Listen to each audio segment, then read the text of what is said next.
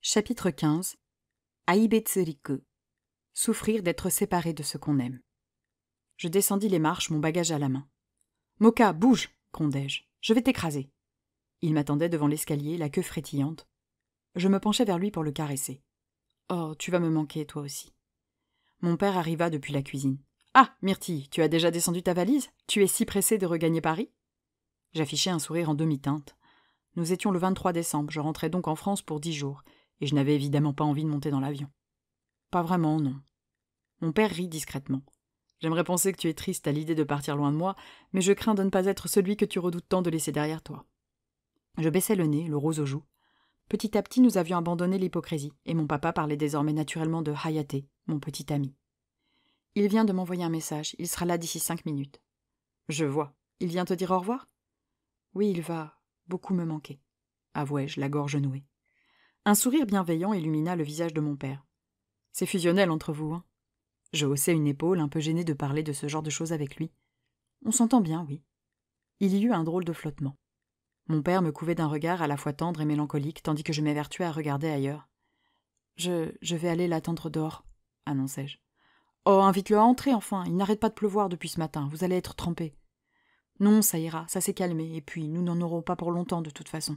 Il travaille ce soir. Mon père pinça les lèvres. Il a l'air d'avoir beaucoup de responsabilités, ce jeune homme. J'approuvais d'un petit hochement de tête. Oui. On part d'ici combien de temps ? Je vais regarder l'état de la circulation et je te dis ça, mais tu as une bonne demi-heure devant toi. Au moins. Ok, merci papa. J'allai jusqu'au Genkan où j'enfilai mes baskets avant de mettre mon manteau. Moka gémit en me voyant attraper la poignée de la porte d'entrée. Je traversai le jardinet devant la maison, puis ouvris la grille pour atteindre la rue.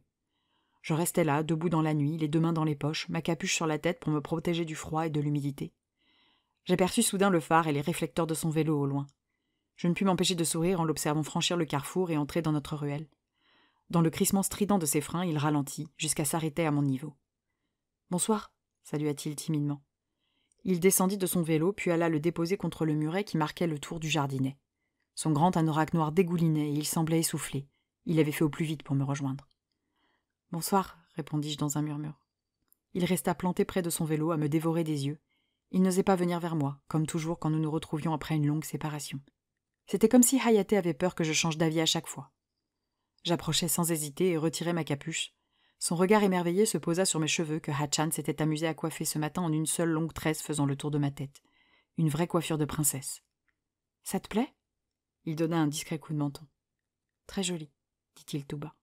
Impossible de savoir si le compliment était pour mes cheveux ou pour moi, alors je misais sur les 2. Je souris benoîtement en attrapant sa main. Il m'observa faire. Je suis désolée de ne pas avoir eu beaucoup de temps ces dernières semaines, commença-t-il. J'ai tellement de travail entre les entraînements, les cours, le restaurant et la préparation aux examens.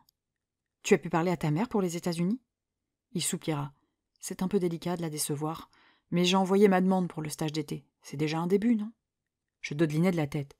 Oui, c'est un début, mais maintenant tu dois parler à ta mère. Tu n'as plus beaucoup de temps. Je te promets d'essayer pendant ton absence, d'accord ? Juré ? Insistai-je. Promis. Bon, je te fais confiance. Il y eut un drôle de silence gêné.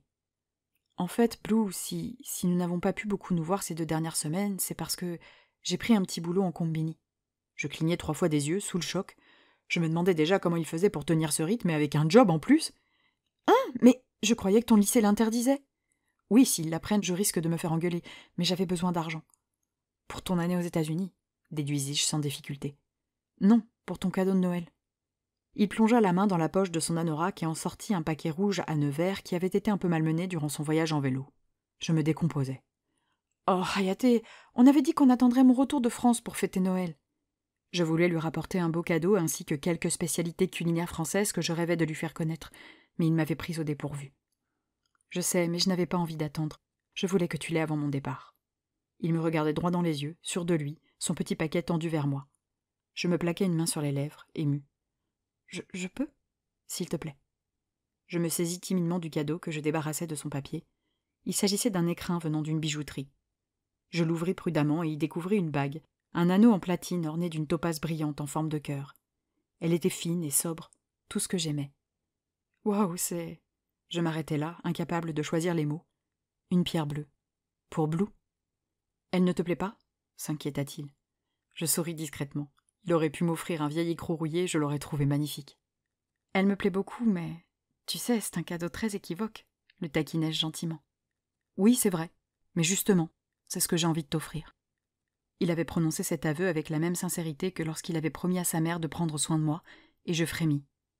Pas à cause de ce qu'il était en train d'insinuer, non, à cause de ce que je ressentais. J'aurais dû hurler de rire, au minimum, ou être effrayée, légitimement. Mais non, ce n'était pas le sentiment qui dominait à ce moment-là. L'idée d'être unie à lui de façon officielle ne me faisait pas peur. Au contraire, l'engagement exclusif sur le très long terme me plaisait. Mais j'avais 19 ans, bon sang, 19 ! Tu es tellement mignon, soufflai-je.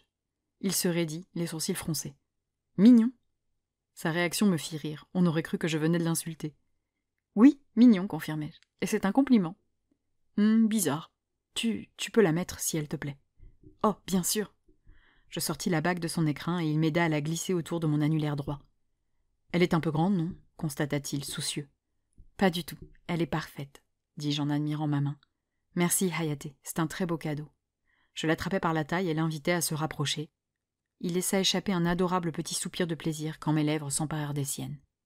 Je ris contre ces dernières. Définitivement, t'es trop mignon, soufflai-je avant de reprendre notre baiser. Il répondit sans s'attarder. Comme ça, tu penseras un peu à moi quand tu seras en France. Oh, Hayaté, enfin, même sans ça, j'aurais pensé à toi tous les jours. Il me prit dans ses bras et me pressa fort contre lui. Ne m'oublie pas, s'il te plaît. S'il te plaît. Mon cœur se serra douloureusement.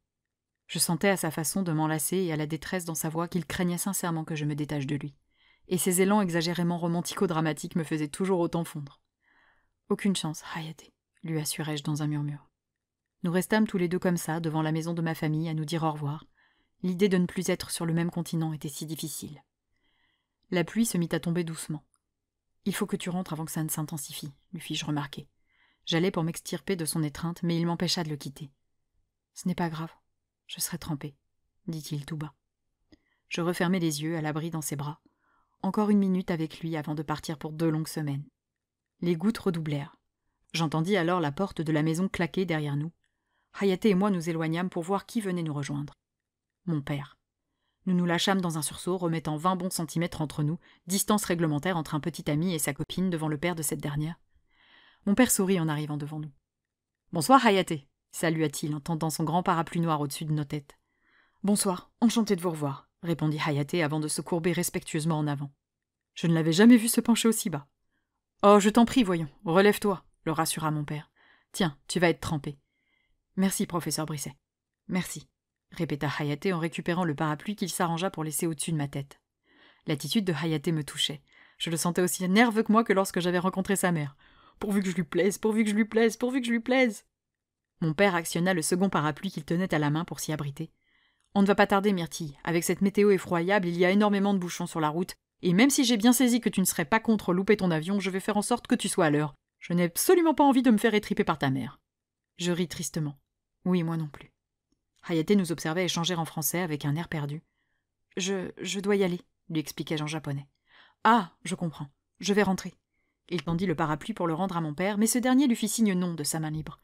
Tu ne vas pas repartir en vélo sous cette pluie, voyons. Je vais te raccompagner en voiture. Oh, je ne voudrais pas déranger, et puis il y a mon vélo. Gare-le derrière le muret, tu viendras le récupérer demain.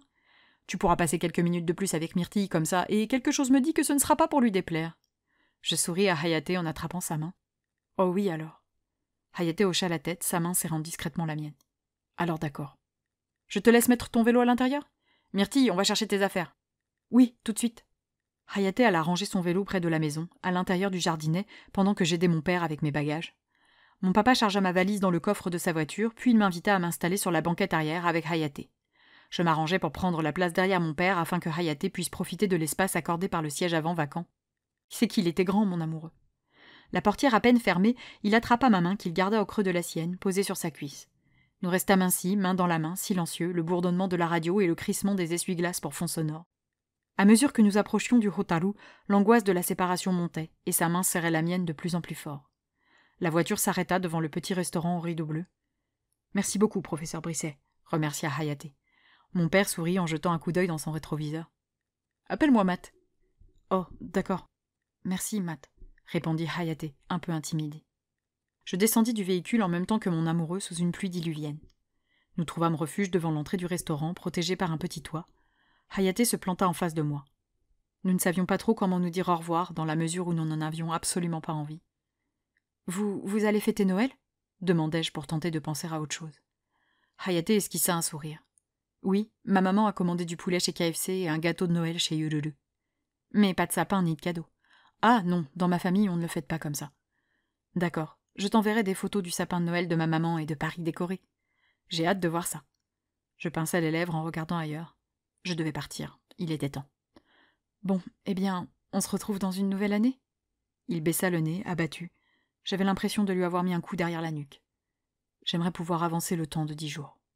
Les larmes me montèrent aux yeux devant cette peine sincère. Je ne l'avais jamais vu aussi triste et perdu. « On s'enverra plein de messages, tu verras, ça va passer vite, » le rassurai-je. « Je l'espère. Amuse-toi bien avec ta maman et joyeux Noël. » Le Merry Christmas prononcé à la japonaise me fit sourire. « Merci, Hayate. Joyeux Noël. » Je l'attrapai par le cou pour l'attirer à moi. Il me prit dans ses bras pour échanger un baiser profond et entraînant. La dernière fois que nous avions partagé ce genre d'attention, c'était lors d'une certaine nuit à Kobe. Un souvenir précieux. Je rompis notre baiser. Hayate resta les yeux fermés, à planer encore un peu. Il était adorable, mais vu sa réaction un peu plus tôt, je me garderais bien de le lui dire. « À bientôt, » murmurai-je. Il serra les lèvres, le regard brillant. « À bientôt. » Il me libéra de son étreinte. Je reculai et lui adressai un petit au revoir de la main avant de lui tourner le dos pour rejoindre la voiture de mon papa qui m'avait patiemment attendu. Les larmes coulèrent, bien sûr, se mêlant aux gouttes de pluie. J'ouvris la portière pour m'installer à l'avant. Mon père ne prononça pas un mot, se contentant de démarrer dès que j'eus bouclé ma ceinture. Je me tournai pour regarder le Hotaru s'éloigner. Hayate me fit un ultime signe de la main, le visage triste. J'y répondis en tremblant, puis me rassis correctement. C'était si dur de partir loin de lui. Je pleurai un peu, affligée à l'idée de ne pas revoir mon amoureux avant 10 interminables journées. Nous sortions de Kyoto lorsque je me sentis à nouveau capable de parler. « Merci, papa, » dis-je tout bas. Ce dernier sourit. « Ne me remercie pas, c'est normal. »« Non, c'était vraiment gentil. Merci beaucoup. » Il n'était pas obligé et pourtant il l'avait proposé spontanément. Mon père adopta son plus bel air satisfait. « Ah, il m'en aura fallu du temps pour être un bon papa, hein ?»« Arrête, tu as toujours été là. Pas ces 5 dernières années, » objecta-t-il tristement. Je me concentrai sur la pluie qui dégoulinait sur les carreaux. « Tu as été là quand j'en avais le plus besoin. »« C'est à ça que servent les papas. Et tu le diras à ta mère, hein, qu'elle comprenne enfin que je ne suis plus l'abruti qu'elle a quitté. » Je levai les yeux au ciel. « Qu'est-ce que ça peut faire? Tu es heureux avec Yumiko, tu n'as plus besoin de la validation de maman. » C'est une question d'honneur. Pendant 12 ans, elle m'a couvert de reproches, je veux lui montrer qu'aujourd'hui, grâce à moi, notre fille va beaucoup mieux. Je lui jetai un regard en biais, amusé. Je lui dirai. Merci. Et jolie bague en passant. Je cachai ma main droite dans ma main gauche dans un réflexe stupide. Mon père pinça les lèvres pour ne pas rire. J'observais discrètement mon cadeau de Noël à mon doigt. Comment allais-je bien pouvoir lui rendre l'appareil? Oh, et Myrtille, débuta mon père. Je levai le nez vers lui. Il ne souriait plus et semblait excessivement concentré sur la route. Oui, l'invitai-je à poursuivre. Il lui fallut presque 1 minute pour reprendre. N'hésite pas à m'envoyer un message de temps en temps pour que je sache que tout va bien, ce que tu fais, ce que tu vis, tu vois, ce genre de choses. Je me mordis la lèvre, un peu honteuse au souvenir de l'ancienne Myrtille, celle qui ne pensait jamais à son père, parti trop loin. J'avais découvert à quel point mon papa était génial durant ces 9 mois, et pas question de rompre les liens. C'est promis. Tu veux que je te rapporte quelque chose de France? Oh, bah, toi? Je ris avec lui. Ça, aucun souci, je reviens, c'est certain. Il sourit en me tapotant la cuisse. Alors c'est parfait. Je ne veux rien d'autre. Après 2h30 de route, nous atteignîmes enfin l'aéroport d'Osaka, là où j'avais atterri 9 mois plus tôt. Mon papa insista pour m'accompagner à l'intérieur de l'aéroport, malgré le fait que nous soyons sur le fil et qu'il paierait le parking pour juste me regarder partir. J'enregistrai ma valise et récupérai mon billet, puis j'allais embrasser une dernière fois mon papa avant de faire la queue pour franchir la sécurité. Il resta un long moment à m'observer patienter. Le pauvre semblait très affecté par cette nouvelle séparation. J'embarquai vers 23h40 pour un vol d'une durée de 14h30. Oui, le Japon c'était loin à l'aller, mais grâce à la configuration de l'atmosphère, c'était encore pire au retour. Je passais le temps de vol à dormir, un peu, et regarder des films, beaucoup. J'étais triste et désorientée. Entre mon papa et Hayate, je n'avais qu'une envie, c'était faire demi-tour. Lorsque l'avion annonça enfin sa descente sur Charles de Gaulle, il était 5h30 du matin en France et midi chez moi. Le temps d'atterrir, de se garer, de passer la douane et de récupérer ma valise, je franchis les portes de sortie du terminal 2F à 6h20. Je cherchais ma maman au milieu des chauffeurs de taxi et autres personnes venues accueillir un voyageur. « Myrtille !» entendis-je crier sur ma gauche. Je tendis le cou et l'aperçus un peu plus loin dans son manteau vert foncé, un bonnet à pompons rouges enfoncé sur la tête. « Maman !» répondis-je en accélérant le pas. Elle m'observait venir, les larmes aux yeux. Je sentis les larmes me monter à moi aussi. Lorsque nous nous étions quittés, nous étions dans un sale état. Je me jetai dans ses bras. « Oh, ma puce, je suis tellement contente de te retrouver !» dit-elle, la voix tremblante. Je la serrai contre moi. Nous avions vécu le pire toutes les deux, et les souvenirs surgirent d'un coup. L'humiliation, la honte, la peur, le désespoir. « Tu m'as manqué, tu sais, » souffla-t-elle. « Tu m'as manqué aussi, » avouai-je. J'étais bien dans mon nouveau pays, mais je ne pouvais pas nier qu'il y avait un trou dans ma vie à la place qu'occupait habituellement ma maman. Elle s'éloigna pour me sourire, replaçant les cheveux qui s'étaient échappés de la coiffure que Hatsuna m'avait faite hier matin. Ce moment passé à rire avec ma petite sœur me semblait tout à coup bien loin. « Tu as l'air en pleine forme », se réjouit-elle. Je plongeai mon regard dans le sien. Oui, je vais très bien. Ma maman attrapa ma main droite et la serra dans la sienne. Je sentis l'anneau que Hayate m'avait offert 16 heures plus tôt et ne pus m'empêcher de ressentir un pincement au cœur. Lui aussi était beaucoup trop loin. On va rentrer à la maison, on va se faire un bon petit brunch et tu vas me raconter ta vie au pays des sushis, hein? Je ris. Je t'appelle une fois par semaine, tu sais déjà tout. Elle récupéra ma valise puis passa son bras autour de mes épaules. J'ai envie d'entendre tous les détails. Tous, tu entends? Je sentis mon portable s'énerver dans ma poche. Celui-ci avait dû retrouver du réseau. Je suivis ma mère au parking et montai dans sa voiture, copie exacte de celle de mon papa. Je profitais du fait que ma mère soit occupée à râler sur la machine qui ne voulait pas prendre sa carte bleue pour sortir discrètement mon portable et vérifier mes messages. De papa. Appelle dès que tu as atterri. De Hatsuna. Reviens vite, t'es plus là pour occuper maman et elle recommence à me raconter de vieilles histoires sur des mecs morts depuis 200 ans dont je me fiche. Au secours! De Yumiko. Profite bien du temps passé avec ta maman. Hâte de te retrouver pour une nouvelle année à te faire découvrir le Japon. J'avais également plusieurs messages de mes camarades de classe. Sunhee m'avait fait parvenir un « Envoie-moi une photo de toi devant la tour Eiffel ». Octavie un « Putain, moi aussi je voulais rentrer pour Noël ». Gabin s'était fendu d'un « Fais passer les photos de fromage que je me régale à distance ». Et Hugo un simple « Pizza Hut ». La pizza des chaînes américaines étant particulièrement onéreuse dans notre coin du Japon. Et puis, bien sûr, de Hayate.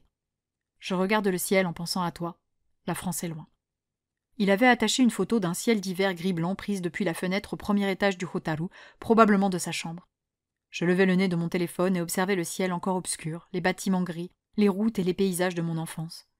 Je m'aperçus alors que rien de tout ça ne m'avait manqué, pas même un tout petit peu, et cette prise de conscience me mit mal à l'aise vis-à-vis de la personne qui se trouvait à ma gauche et qui chantonnait en passant ses vitesses. Je me concentrai sur mon portable.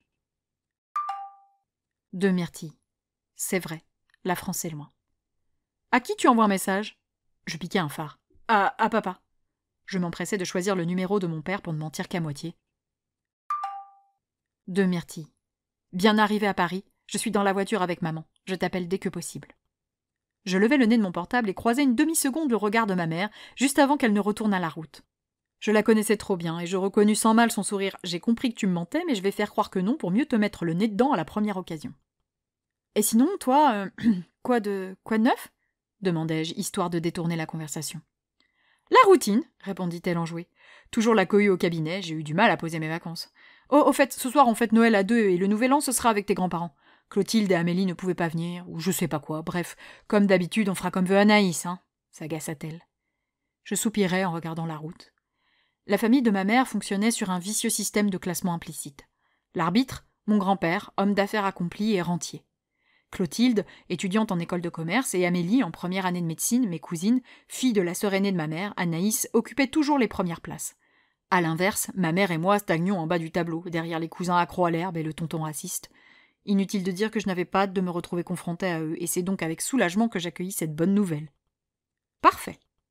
Ma mère sourit, ravie. Toi et moi, comme avant. J'ai mis le paquet, hein, et je t'ai acheté un joli plateau de fromage. Elle me fit un clin d'œil. Durant les préparatifs de mon retour, ma maman m'avait demandé ce qui m'avait manqué de la France, et je lui avais donc réclamé un bon gros plateau de fromage. Des fromages français, on en trouvait au Japon, mais à quel prix? Je lui jetai un regard malicieux. Je t'ai apporté quelques bêtises à grignoter aussi. Pas des trucs trop dégoûtants, j'espère, s'inquiéta-t-elle. Je serrai les mâchoires. Je lui avais réservé quelques mauvais tours. J'espère que tu aimes la gelée au raisin. Au raisin? Ça devrait passer, oui. En canette. De la gelée en... Bois, mais quelle horreur! Passer l'effet de surprise de la consistance mi-liquide mi-visqueuse, ça se laisse boire. Ou manger?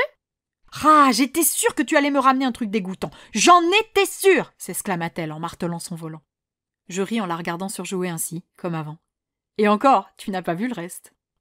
Le temps d'atteindre Paris, je lui parlais du lycée, de ma décision de prendre japonais au bac en première langue vivante. Un pari risqué, mais j'avais augmenté mes heures de japonais avec M. Yamaguchi et Yumiko me donnait également des cours tous les samedis après-midi. Mon plus gros point faible venait de la lecture. J'avais un retard considérable sur l'apprentissage des caractères chinois. Là où mes camarades de classe étaient capables d'en lire entre 1000 et 2000, je ne pouvais en lire que 200 ou 300. Je comptais bien mettre à profit mes vacances pour combler cette lacune et j'avais emporté avec moi mes livres de cours. Je m'étais fixé pour objectif d'en assimiler 200 de plus avant la fin des vacances. Mais ma mère, qui ne semblait pas trop comprendre l'importance de l'exercice, me conseilla plutôt de profiter de ce temps libre pour me détendre. Elle gara sa voiture au parking où elle louait une place depuis plusieurs années et se chargea de ma valise malgré mes protestations. Nous gravîmes ensuite les étages pour gagner la rue et l'immeuble où j'avais grandi. Je passai la porte de l'appartement devant ma mère. Rien n'avait bougé, j'avais l'impression d'être partie la veille. Je vérifiai machinalement mon portable. Nouveau message. De Hayate. Je suis passé chercher mon vélo chez toi. Ton père m'a invité à entrer 1 minute. Je crois que je n'ai jamais eu aussi peur de ma vie. Je m'empressai de répondre, le sourire aux lèvres. De Myrtille. Crois-moi, tu n'as rien à craindre. Ça a été? Myrtille! Appela ma mère. Je levai le nez de mon portable. Hein? Bah, alors? Ah, visiblement, ma maman m'avait posé une question que j'avais zappée. Oui? Tentai-je lamentablement de répondre. Ma mère fronça les sourcils. Tu préfères des pancakes ou du pain perdu pour notre brunch, et tu me réponds oui? Je ris timidement. J'avais essayé, hein. Pancakes. Elle me jeta un regard sévère. Ouais, tu peux te reposer un peu, le temps que je prépare ça. Je retirai mon manteau que j'accrochai à la patère située dans l'entrée et me défis de mes chaussures dans la foulée. Ma mère m'observa traverser le couloir en chaussettes, tirant ma valise derrière moi. J'entrai dans ma chambre qui, à l'image de l'appartement, était restée figée dans le temps. Je frémis en apercevant les posters sur les murs, le miroir sur ma commode, les peluches, le lit. Cet endroit où j'avais vécu les pires épisodes de ma vie. J'avançai au milieu de la pièce avec ma valise et l'ouvris. Je fermai les yeux en inspirant profondément. L'odeur du Japon, mélange de la lessive New Beats qu'adorait Yumiko, du thé que j'avais emporté et de mes produits pour la peau. Une bouffée de soulagement dans cet univers angoissant. Je récupérai des vêtements propres, puis je m'enfermai dans la salle de bain pour une petite douche rapide. J'en ressortis 15 minutes plus tard, vêtu d'un grand sweat à capuche gris subtilisé à Hayate. Il avait malencontreusement atterri dans mon sac après notre nuit à Kobe et rien à faire, j'oubliais toujours de le lui rapporter. Zut alors! Et d'un pantalon de jogging de la même couleur, mes pantoufles aux pieds.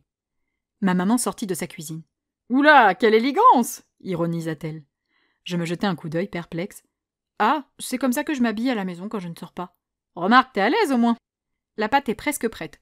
Tu veux manger maintenant ou j'attends un peu? Tu me laisses 1 minute? Je range ça ?» Je levai le paquet de linge sale que j'avais à la main. « Et j'arrive. » Ma mère pouffa.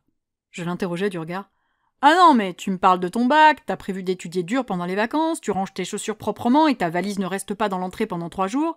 Et là, tu vas mettre ton linge sale dans ta chambre. Mais qui êtes-vous? Où est passée ma fille? » Je ris doucement. Elle a mûri. Je me dirigeai vers ma chambre où je retrouvai mon portable. J'avais un nouveau message. De Hayate. Je lui avais apporté un plat de soba meshi à réchauffer pour le remercier de m'avoir ramené hier. Il a insisté pour qu'on les mange ensemble. On a parlé de basket et des cours. J'espère qu'il ne m'a pas trouvé trop ennuyeux. Mon papa qui sympathisait dans mon dos avec mon petit ami. C'était adorablement bizarre. De Myrtille. Ne t'inquiète pas, je suis persuadée que non. C'est toi qui sont comme ça? Demanda ma mère dans mon dos. Je jetai mon téléphone sur mon lit dans un réflexe qui ne manquerait pas de faire comprendre à ma mère que j'échangeais avec quelqu'un dont je n'avais pas trop envie de parler. Hein? Oui, c'est mon shampoing. La vache, ça sent super bon! Je regardai mes mains et fis tourner la bague que Hayate m'avait offerte un peu plus tôt et à laquelle je n'étais pas encore habituée. Ma mère ne dit rien, se contentant de venir vers moi tel un guépard s'apprêtant à bondir sur sa proie. À chacun de ses pas, le plancher de ma chambre craquait. « Myrtille ?» Je déglutis avec peine, prête à me faire dévorer. « Oui ?» Elle s'arrêta en face de moi et croisa les bras sur sa poitrine en me toisant de toute sa hauteur. « Tu as un petit ami ?» Je me grattai la nuque en piquant un phare. C'était couru d'avance. « C'est papa qui t'en a parlé ?» Pas du tout, il ne m'a rien dit. Par contre, le sourire, la bague, le sweatshirt XXL et le nez collé au portable depuis la descente de l'avion... Désolée, m'excusai-je platement. Raconte-moi un peu, il s'appelle comment? Il a quel âge? Ça fait longtemps ?» Sa voix était très douce, elle ne semblait pas curieuse ou moqueuse, mais inquiète. Il s'appelle Hayate, il est en terminale. »« Oh, un Japonais !»« Oui, même si c'est un Américain dans l'âme. C'est un fan de basketball et on a commencé à sortir ensemble au mois d'août. »« Ah, je comprends mieux pourquoi tu n'avais pas envie de rentrer cet été. Et avec lui, c'est sérieux ou c'est juste comme ça ?» Je serrais les mâchoires en repensant au moment où il m'avait offert sa bague. J'allais éviter de raconter à ma mère ce genre de truc, hein. Elle allait hurler et m'enfermer dans ma chambre façon Rapunzel. « C'est plutôt sérieux, reconnus-je. »« Mais c'est super, ma puce. Je suis tellement contente pour toi, se réjouit-elle en me prenant dans ses bras. Je suis vraiment bien. » Elle s'éloigna, une main caressant toujours mon dos. « Et ça a été pour reprendre... Enfin, je veux dire, physiquement, tu as réussi à retrouver un semblant de vie normale ou vous n'avez pas encore... demanda-t-elle, un peu mal à l'aise. Sa gêne était compréhensible, mais cette question était légitime après tout ce que nous avions vécu. Je souris discrètement. Il y a eu un peu d'appréhension, mais ça s'est fait naturellement. J'ai quand même ressenti le besoin de faire un test de grossesse le mois qui a suivi notre première fois. C'était stupide parce que j'ai l'implant, mais je stressais. C'est absolument normal, ma puce. Et attends-toi à avoir envie d'en refaire un dès que tu auras pris un risque. Je soupirai. Pas de magie, je n'effacerai pas ce qui m'était arrivé. Les ombres étaient toujours là en moi, et le simple fait de retrouver Paris, ma mère, témoin de ma tragédie, et cette chambre qui avait été le théâtre de mes crises de larmes ravivait de douloureux souvenirs. C'est possible, reconnus-je. Je fis le tour de la chambre des yeux, observant cet endroit qui ne me ressemblait plus. Je me sentais étrangère à cette pièce dans laquelle j'avais pourtant vécu 17 ans. « Elle est un peu vieillotte, cette chambre. On pourrait refaire la déco. Qu'en dis-tu » proposa ma mère, qui avait parfaitement compris ce que j'éprouvais. Je hochai la tête. Oui, ça pourrait être sympa. Qu'est-ce que tu aimerais ? Peinture, papier peint, de la couleur ? Plutôt des teintes sobres, de l'uni, des murs de différentes couleurs ? On pourrait changer les meubles aussi. Ou les repeindre. Je ris doucement. Là, comme ça, je ne sais pas. Oui, tu as le temps. On pourra voir ça en septembre, quand tu reviendras définitivement en France. Septembre ? Septembre. Septembre. Je perdis mon sourire en réalisant. Je ne pouvais pas poursuivre ma scolarité au Japon. Impossible d'obtenir un diplôme de qualité ou d'entamer un cursus sérieusement. Je n'avais pas le choix. Je devais rentrer en France pour préparer mon avenir. Jusque-là, je n'y avais pas réfléchi, mais ma belle parenthèse avait une date limite. Et alors, qu'adviendrait-il de Hayate et moi ? « Hé, ma puce, ça va ?» s'inquiéta ma maman, une main sur mon épaule. Oui, juste, je n'avais pas encore pensé à mon retour. En septembre, quand je reviendrai, Hayate vivrait son rêve aux États-Unis. On a le temps, hein, tu as 8 mois pour y réfléchir. Oui, tu as parfaitement raison, je n'avais simplement pas réalisé. Elle m'embrassa sur la joue. Je ne réagis pas. Hayate partirait en juin, et moi, je devrais quitter le Japon avant septembre. Je prenais cette réalité en pleine face. Tu as une petite idée de ce que tu souhaiterais faire ? Une branche ? Un domaine ? Je levai le nez vers elle. Là, loin de lui, de mon papa, de ma petite sœur et de Yumiko, entourée de tous mes souvenirs d'ado incapables de définir qui elle était, dans cette pièce où j'avais pleuré des mois mon erreur, je savais ce qui me permettrait d'avancer. « Je veux étudier l'histoire de l'art japonais », annonçai-je. Pour moi, c'était l'évidence. Ma mère écarquilla les yeux, impressionnée par le ton. « Waouh, c'est très précis. Mais je ne suis pas certaine qu'il y ait beaucoup de débouchés avec une formation pareille. Peu importe, c'est ce que j'ai besoin d'étudier. » Ma mère était une scientifique pure et dure, et je me doutais que ce choix ne serait pas à son goût. Mais c'était celui que je devais faire, c'était ma voie. Elle m'observa un instant avant de se résigner dans un sourire forcé. « On parlera de ça plus tard, hein ? Tu as encore du temps pour trouver. » Je voyais bien qu'elle désapprouvait et qu'elle prenait sur elle pour ne pas me l'avouer franchement. Mais je savais ce que je voulais. Je savais exactement dans quelle direction aller. « Oui, on verra », me contentai-je donc de répondre, décidée à ne pas ternir nos retrouvailles.